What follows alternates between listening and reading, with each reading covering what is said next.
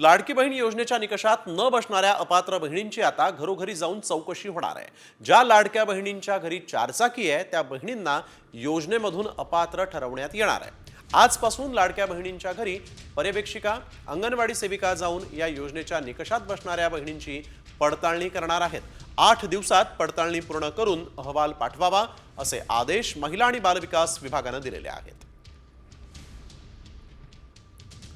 एकूण लाभार्थी महिलांची संख्या आहे 2,59,60,00,000 रुपये। दरमहा लाभाची रक्कम आहे 1,500 रुपये। दरमहा लागणारा निधी हा 3,885 कोटी रुपये। चारचाकी वाहनधारक 10 लाख आहेत अंदाजे। महिलेचं वय 18 ते 65 वर्षांच्या दरम्यान असावं हा या योजनेचा नवा निकष आहे। कुटुंबाचं वार्षिक उत्पन्न 2.5 लाख रुपयांच्या आत असावं। कुटुंबातील कुठलाही सदस्य सरकारी नोकरीत नसावा, तसंच प्राप्तिकर भरणारा नसावा।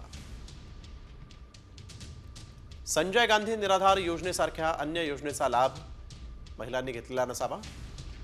कुटुंबाच्या नावावर चारचाकी वाहन असल्यास अपात्र ठरणार आहे।